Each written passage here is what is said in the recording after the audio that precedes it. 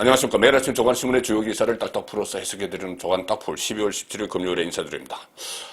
문재인 대통령 코로나 방역 실패 이 때문에 지금 최악의 상황을 맞고 있습니다.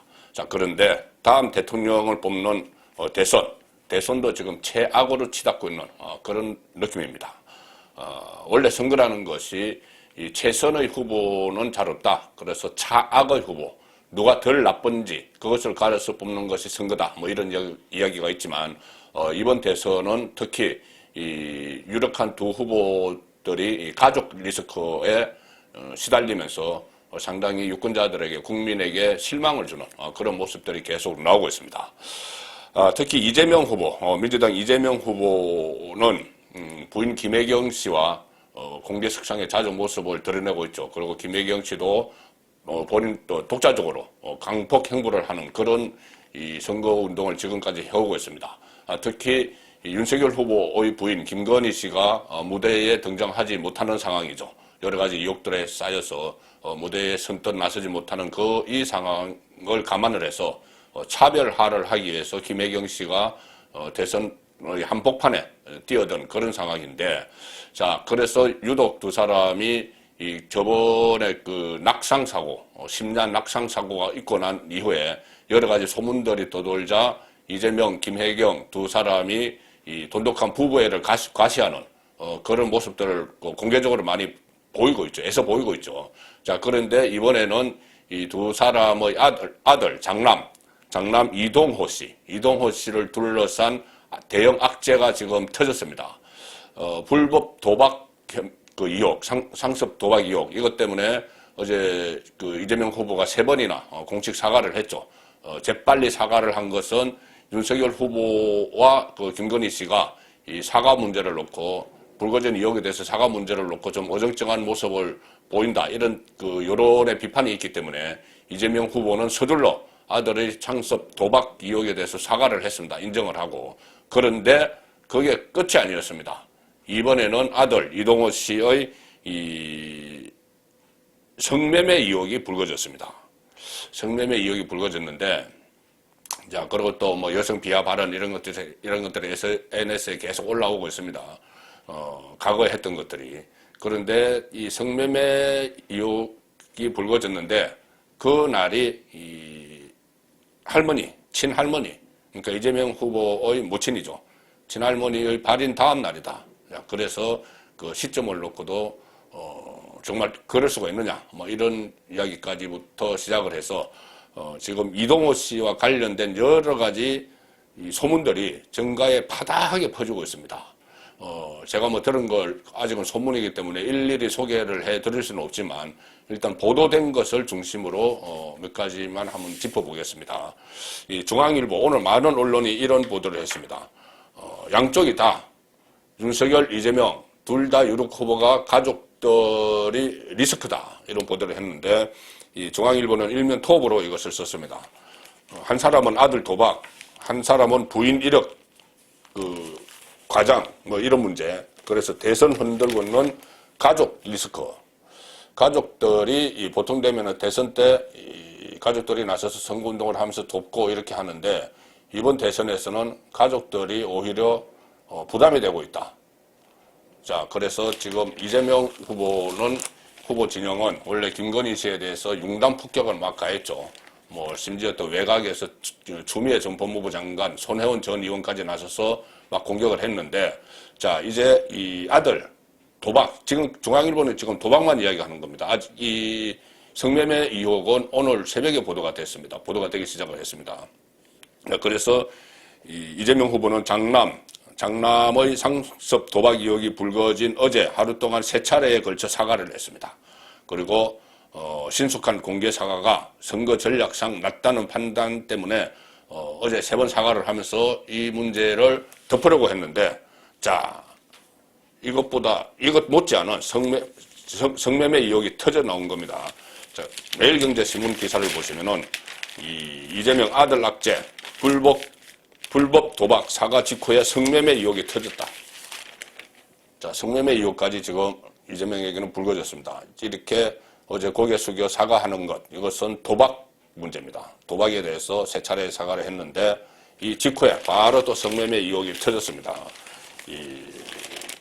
이제 그 아들도 어제 사과문을 냈습니다. 이동호 씨 사과문에서 저의 부적절한 처신으로 상처 입고 실망하신 분들께 진심으로 사죄드린다. 이번 일을 계기로 반성하며 당사자로서 모든 일에 대해 책임을 지고 속죄의 시간을 갖겠다. 아버지도 사과하고 아들도 사과했죠. 그런데 아들이 사과 불과 7시간 후에 이 새로운 의혹이 터졌습니다.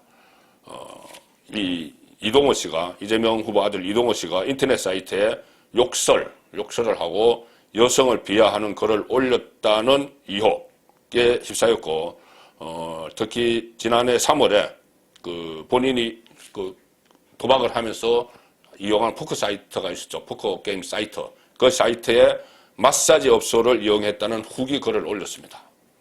그래서 지금 그 마사지 업소가 성매매를 하는 업소다. 이래서 지금 SNS에 그 마사지 업소를 이용한 후기 글들이 막 올라오고 있습니다. 성매매를 하는 그 업소라는 것이죠.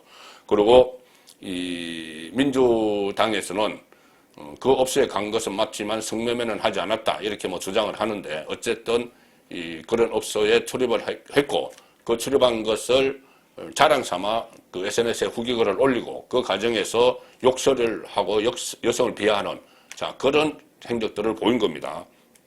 이동호 씨는 이 글에서 뭐 XX 뭐 욕설이죠. 내상을 입었다. 정자 이것은 성남시 정자동을 이야기합니다. 이재명 후보가 성남시장을 한 그 동네죠. 정자동 스파 XX 이것은 아마 마사지 업소 이름입니다. 거기 다시는 가지 마라. 마사지 시간도 안 지키고 뭐 이런 것을 비롯해서 참 옮기지 못할 그런 글들도 올려놨습니다. 그리고 이동호 씨가 그 언급한 마사지 업소가 성매매 업소라는 의혹이 제기가 됐는데 이재명 후보 쪽은 해당 글을 올린 것은 맞지만 성매매를 한 것은 아니다. 이렇게 뭐 부인을 하기는 했습니다. 자, 그런데 욕설, 여성 비하, 뭐 이런 것을 보면은 또 이재명 후보도 생각이 나죠. 그리고 도박, 이 문제도 이재명 후보가 스스로 밝혔습니다. 이재명 후보의 부친, 그러니까 지금 이동호 씨의 할아버지가, 상당히 좀 부유하게 산 적도 있었는데, 교사도 하고, 뭐 부유하게 산 적도 있었는데, 도박으로 뭐 탕진했다. 이런 글을 올린 적이 있습니다. 그러니까는 이동호 씨의 도박, 그리고 이재명 후보 부친의 도박, 뭐 이런 것도 지금 정치권에서는 회자가 되고 있습니다. 욕설은 이재명 후보가 뭐 형과 형수에게 욕설을 한 그런 파일들이 지금 돌아다니고 있죠.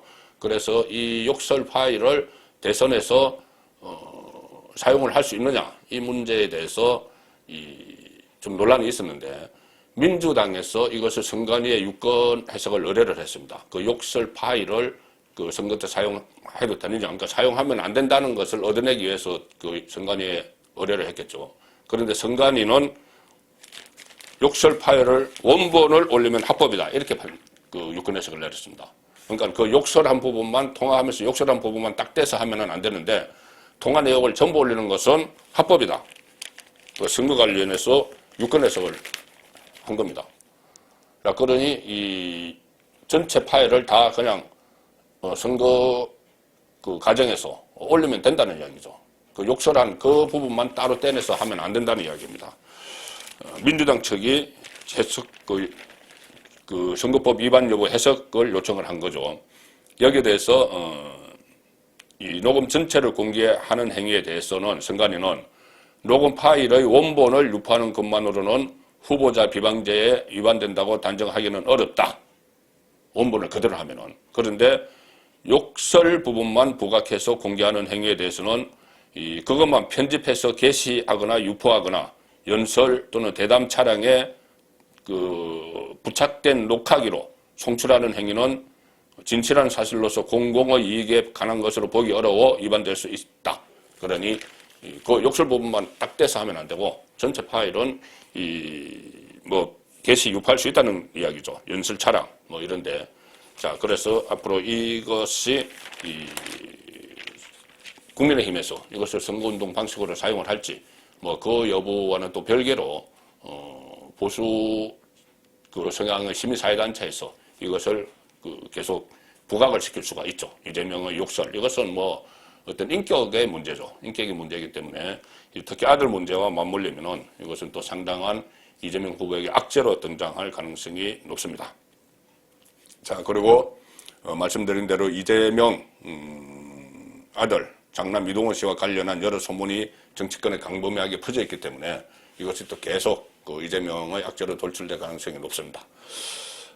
사실 이재명 최대 리스크는 대장동 몸통 의혹이었죠. 몸통 의혹인데 권력의 비호, 그러니까 검찰이 제대로 수사를 하지 않고 기소도 하지 않으면서 지금 오물쩍 넘어가는 그런 상황입니다. 그렇기 때문에 버티고 있는 상황인데 이 새로운 의혹들이 또 다시 쏟아지고 있습니다. 이재명 후보의 대장동 몸통 의혹에 대해서.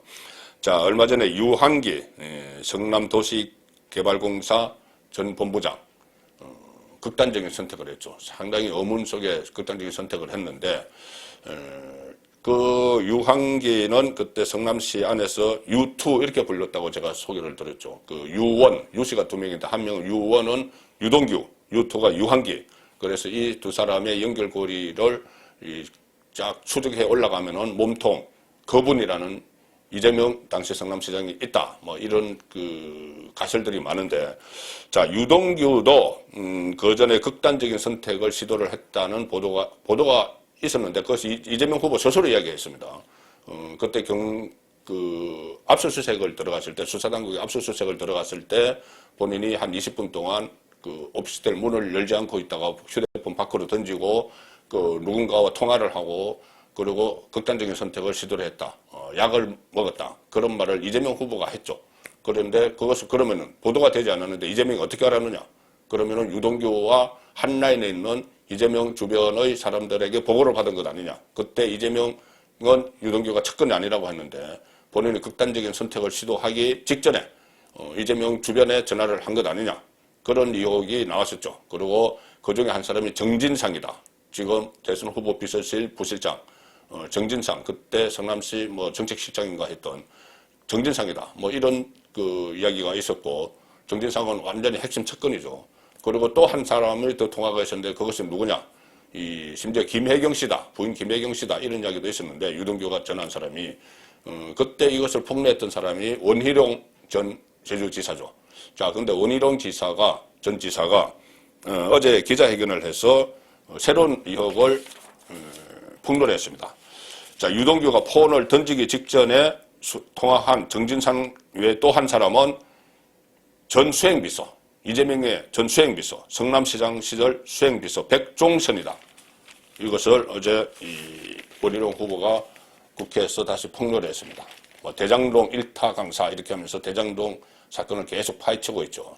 자, 원희룡 후보가 이렇게 정진상 외에 또 다른 핵심 측근 수행비서면은 분신과 같은 인물이죠. 근데 이 백종선 씨는 지금 뇌물 사건 때문에 이재명 대선 캠프에는 가 있지 않습니다. 정진상은 비서실 부실장, 실세 부실장인데 백종선은 뇌물 사건에 연루돼서 가 있지 않는데 그래도 여전히 이재명 옆에서 그 측근으로 활동을 한다. 자, 그렇게 원희룡 전 지사는 주장을 합니다. 유동규 지난 9월에 검찰 압수수색 직전에 이재명 후보의 성남시장 시절 수행비서 백종선 씨와 통화했다. 이 주장을 어제 원희룡 전 지사가 했습니다. 그래서 국민의힘 쪽에서는 검찰은 유동규 또 이재명 측근과 통화할 당시에 이재명 후보가 측근 옆에 있었는지 수사하라. 자, 그것을 측근의 옆에서 유동규와 정진상이 백종선이든 정진상이든 이렇게 유동규와 통화할 때 옆에 있어서 그 통화 내용을 알고 있다. 그래서 본인도 그 응급결에 유동규가 음독을 했다고 하더라. 이런 말이 나왔다는 겁니다. 그 옆에 있었기 때문에 안다는 것이죠. 나중에 보고를 받았을 수도 있지만 정진상 민주당 선대위 비서실 부실장 외에 이재명 후보 최측근이 관여되어 있다고 폭로를 했는데 그게 백종선 씨다. 어제 원희룡 전 지사가 이야기한 거죠. 그리고 백종선 씨에 대해서 이렇게 이야기합니다. 이재명의 제1호 수행비서, 1호 수행비서인 사람이다. 그런데 버스업자에게 뇌물을 받아 실형 판결을 받아서 공개 석상에 나서지 못할 뿐 이재명의 최측근이고 측근 5인방 중 한 사람이다. 그 사람이 유동규와 통화를 했다. 그러면 유동규가 뭐라고 했을까? 아마 거래를 하지 않았을까? 그런 의혹이 있는 것이죠. 자, 그래서 내가 이 대장동에 이재명이 어느 정도 연루가 돼 있다는 것을 어느 선까지 내가 이야기를 해야 되느냐? 뭐 이런 이야기가 나왔을 수가 있다는 것이죠. 그리고 그 대신 그러면은 나를 이 검찰 수사에서 좀 세게 하지 못하도록 좀 해줄 수 있느냐? 뭐 이런 이야기가 오고 가지 않았느냐는 것이 이 통화 내용의 핵심이라고 국민의힘 쪽은 그렇게 믿고 있는 겁니다. 그리고 원희로 또 이렇게 이야기합니다. 유동규 전 본부장의 휴대전화는 그때 밖으로 던진 휴대전화는 이 정진상 또는 이 백종선의 지인이 가져갔다. 그래서 그것을 뭐 검찰에서 찾지 못했는데 경찰이 또 하루 만에 찾고 이랬죠. 자, 이런 주장이 나왔는데 일단 경찰에서는 현재까지 확보한 증거와 수사 내용에 부합하는 사실은 아니다. 뭐 이렇게 일단 반박을 했지만 이 부분이 앞으로 또 규명이 돼야 할 그런 문제가 됐습니다. 이재명에게 새로운 리스크가 또 생긴 것이죠. 자, 윤석열 후보도 뭐 리스크가 있는데 특히 부인 문제입니다. 윤석열 후보 본인과 관련한 여러 가지 뭐 고발 사주 의혹 이런 것을 지금 다 거의 결백이 입증되는 그런 단계죠. 부인 문제인데 지금 김건희 리스크를 막기 위해서 전담팀을 또 구성한다. 이런 안이 선대위에서 나오고 있습니다. 이 김건희 씨는 지금 거의 뭐 혼자 활동도 하지 않고 있죠. 그냥 내조만 하고 있는데 김혜경 씨는 민주당 이재명 후보 김혜경 씨는 후보자실 이렇게 선대위 안에 따로 있습니다. 그래서 후보자실장이 현역 국회의원이 맡고 있죠. 자, 그래서 이 김건희 씨 같은 경우도 그런 방안을 지금 검토를 하고 있는 것 같습니다. 국민일보 6면 하단 보시면 김건희 리스크 막아라. 전담팀 맡을 여성 후보 3명. 자, 전담팀을 짜는데 아무래도 김혜경 씨는 남성 국회의원이 맡고 있지만은 여성 3명이 지금 물망에 올라 있다. 김건희를 전담적으로 전담해서 이렇게 일정도 짜고 어떤 메시지도 관리할 그 팀인데 3사람입니다. 한 사람은 이 변호사 출신인 최지현 지금 선대위 부대변인이죠.